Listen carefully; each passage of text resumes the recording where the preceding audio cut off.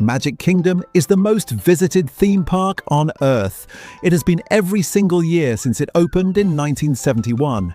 And yet most people who walk through those gates have no idea what they're actually walking into, which rides are worth a 2-hour wait, which ones are traps, what to eat and where, and the small moves that separate a great day from a frustrating one.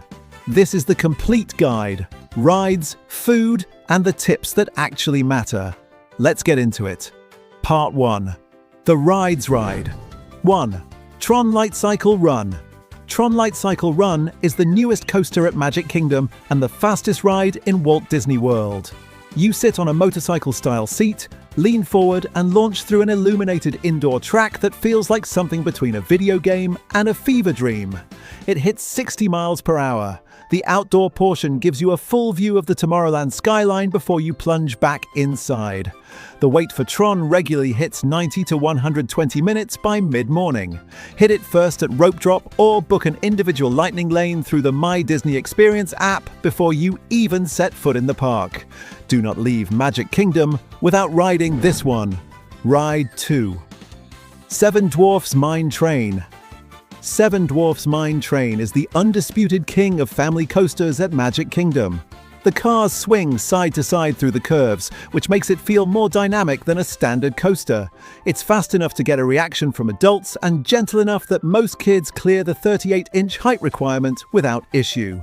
The indoor finale with the dwarfs singing and working in the mine is one of the best scene sequences in any Disney attraction. Like Tron, this ride fills up instantly. It is the second stop at rope drop after Tron, or your Lightning Lane multipass priority the moment the park opens. Ride 3. Haunted Mansion. Haunted Mansion is one of the most detail-rich attractions ever built. Every room has something designed to be looked at twice, and most guests have ridden it dozens of times and still notice something new.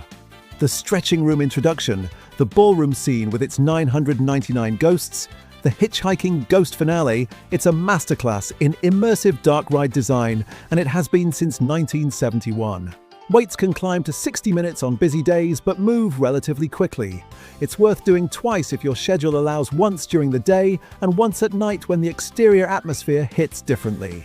One of Magic Kingdom's most re-rideable attractions. Ride 4. Big Thunder Mountain Railroad. Big Thunder Mountain Railroad has been thrilling guests at Magic Kingdom since 1980, and it still earns its reputation as the wildest ride in the wilderness. This is a runaway mine train roller coaster through a series of red rock formations with enough speed and airtime to get your heart rate up without anything extreme enough to scare off most riders. The minimum height is 40 inches and the ride genuinely works for a huge range of ages. Frontierland is where Big Thunder lives, and the atmosphere surrounding the ride, the sound design, the theming, the sightlines into the rivers of America is some of the most immersive in the entire park. Do it during the day and again at night. The nighttime version is an entirely different experience. Ride 5. Pirates of the Caribbean. Pirates of the Caribbean is the original Disney dark boat ride and the template for everything that came after it. You drift through a full-scale pirate siege cannon fire, burning buildings, chaotic battle scenes, and audio animatronics that still hold up decades after their installation. It is not a thrill ride. There are no major drops and no height requirement. But the atmosphere and scale of it make it one of the most impressive attractions in any theme park in the world. Waits are typically manageable throughout the day, and the queue itself through the fort corridors and bridge is worth paying attention to. Do not rush this one. Ride 6. Space Mountain.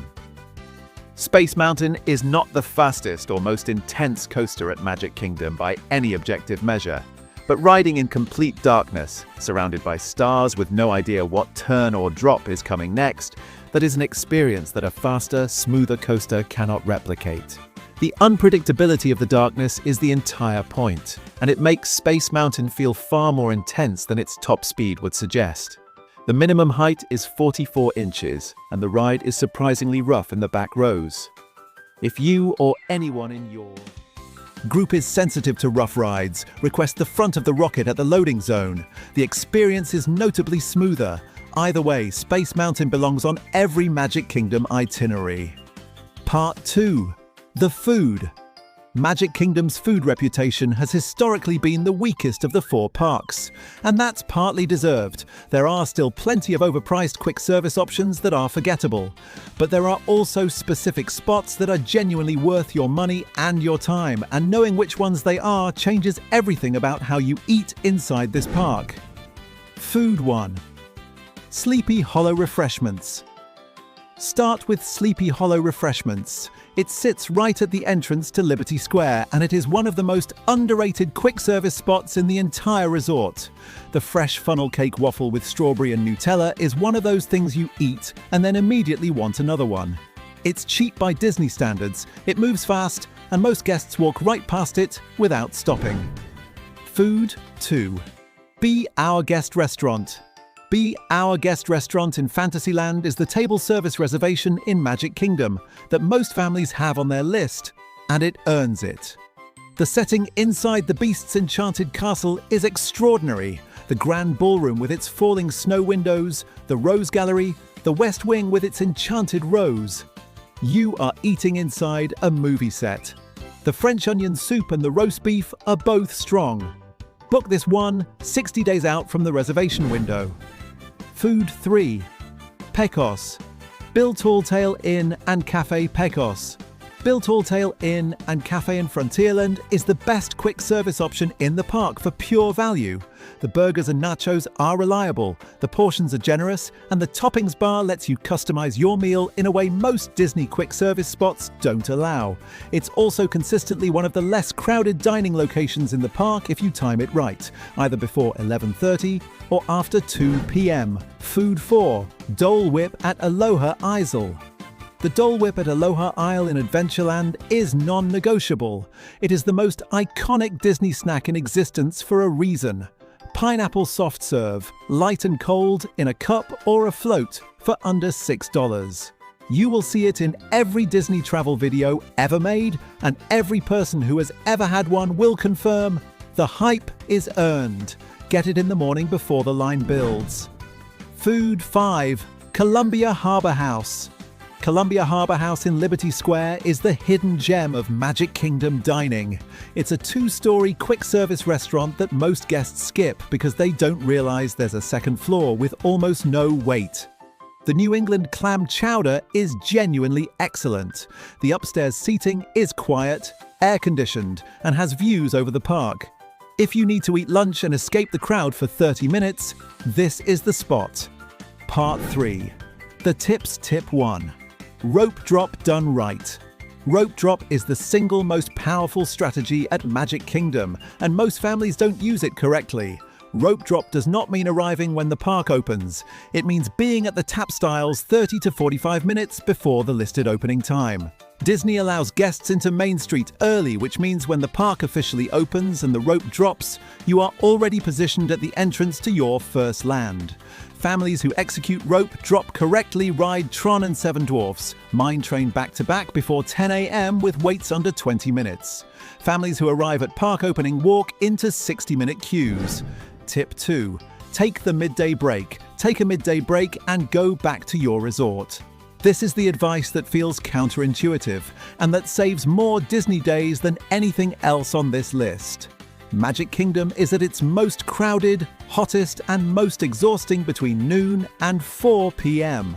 The lines are longest, the heat is most brutal, and afternoon thunderstorms are a near daily occurrence in Florida. Families who push through this window are exhausted and irritable by early evening.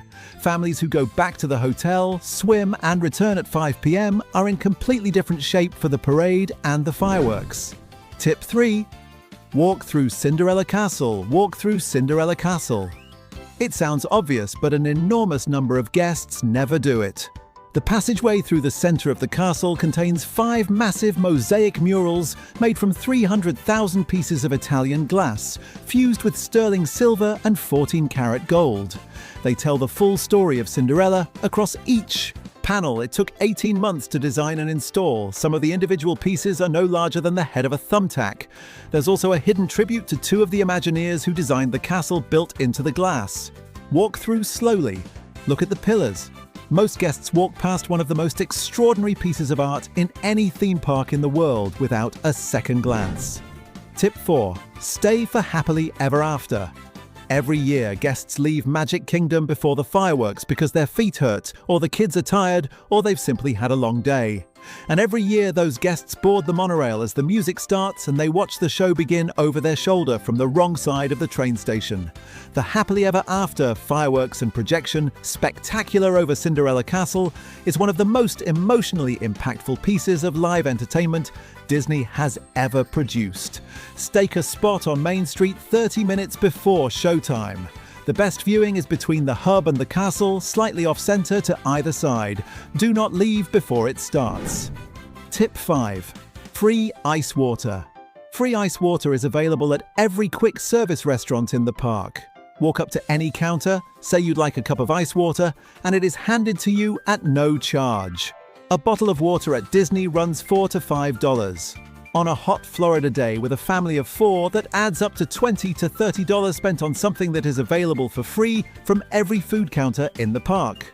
Bring a refillable water bottle, use the free water, spend those dollars on the Dole Whip instead. Magic Kingdom is not just the most visited park in the world. For millions of families, it is the single most meaningful trip they will ever take together.